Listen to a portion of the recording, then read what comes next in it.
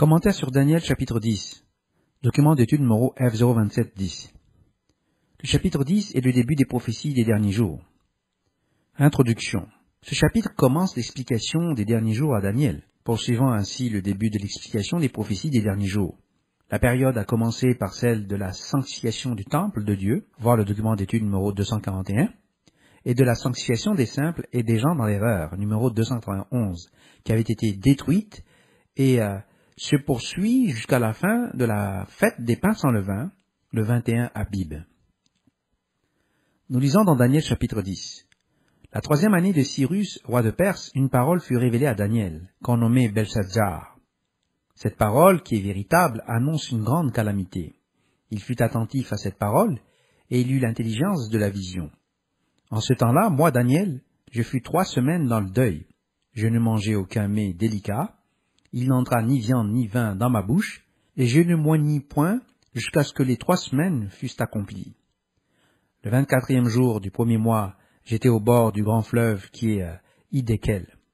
Je levai les yeux, je regardai, et voici, il y avait un homme vêtu de lin, et ayant sur les reins une ceinture d'or d'Ouphaz. Son corps était comme de chrysolite, son visage brillait comme l'éclair, ses yeux étaient comme des flammes de feu, ses bras et ses pieds ressemblaient à de l'airain poli, et le son de sa voix était comme le bruit d'une multitude. Moi, Daniel, je vis seul la vision, et les hommes qui étaient avec moi ne la virent point, mais ils furent saisis d'une grande frayeur, et ils prirent la fuite pour se cacher. Je restai seul, et je vis cette grande vision.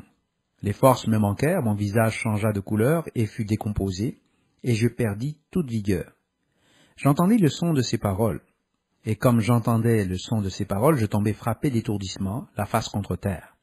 Et voici une main me toucha, et secoua mes genoux et mes mains. Puis il me dit, « Daniel, homme bien-aimé, sois attentif aux paroles que je vais te dire, et tiens-toi debout à la place où tu es, car je suis maintenant envoyé vers toi. » Lorsqu'il m'eut ainsi parlé, je me tiens debout en tremblant.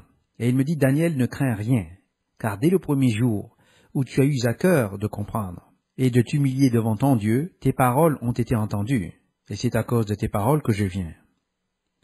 Le chef du royaume de Perse m'a résisté 21 jours. Mais voici Michaël, l'un des principaux chefs, est venu à mon secours, et je suis demeuré là auprès des rois de Perse. Je viens maintenant pour te faire connaître ce qui doit arriver à ton peuple dans la suite des temps, car la vision concerne encore ces temps-là. » Tandis qu'il m'adressait ces paroles, je dirigeai mes regards vers la terre, et je gardai le silence. Et voici quelqu'un, qui avait l'apparence des fils de l'homme, toucha mes lèvres. J'ouvris la bouche et je parlais, et je dis à celui qui se tenait devant moi, « Mon Seigneur, la vision m'a rempli d'effroi, et j'ai perdu toute vigueur. Comment le serviteur de mon Seigneur pourrait-il parler à mon Seigneur? Maintenant les forces me manquent, et je n'ai plus de souffle. » Alors celui qui avait l'apparence d'un homme me toucha de nouveau et me fortifia. Puis il me dit, « Ne crains rien, homme bien-aimé, que la paix soit avec toi. Courage, courage. » Et comme il me parlait, je repris des forces, et je dis, « Que mon Seigneur parle, car tu m'as fortifié. » Et il me dit, « Sais-tu pourquoi je suis venu vers toi? Maintenant je m'en retourne pour combattre le chef de la Perse. Et quand je partirai, voici le chef de Javan viendra. Mais je veux te faire connaître ce qui est écrit dans le livre de la vérité. Personne ne m'aide contre cela, excepté Michaël, votre chef. » Version Louis II. Michaël était considéré comme l'un des principaux princes. Daniel 10, verset 13. Au chapitre 12, ci-dessous dans ce document, nous voyons qu'il était le défenseur du peuple d'Israël. Le Messie est le prince des princes. Daniel 8, verset 25. Par conséquent, si le Messie a un nom dans l'Ancien Testament, c'est Michaël, Michel, qui, comme nous le voyons au verset 25, est le prince d'Israël. Il y avait un prince de la nation de Perse qui a résisté à l'ange de Dieu pendant 21 jours, Daniel 10, verset 20. Ces princes font partie de l'armée déchue, puisqu'ils luttent contre les messagers du Seigneur, établissant en séquence les empires prophétisés, comme devant arriver dans Daniel 2 et 7. Daniel 10, verset 20 déclare qu'il y avait aussi un prince de Grèce qui allait venir après le prince de Perse. L'être qui a parlé à Daniel n'avait que Michaël pour le soutenir.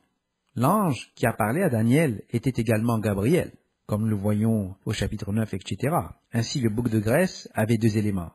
L'unique véritable Dieu, Eloah, voire Deutéronome 32, a attribué la Grèce à l'un des Élohim membres du Conseil des 70, et Alexandre est le roi humain des Grecs. Toute l'armée déchue a reçu la responsabilité des humains, que l'armée déchue a essayé de détruire.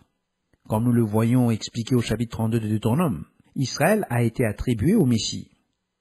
Ci-après dans ce document les notes de Bullinger sur le chapitre 10. Ces notes sont disponibles uniquement en anglais. Fin de la lecture du commentaire sur Daniel, chapitre 10, document numéro F02710.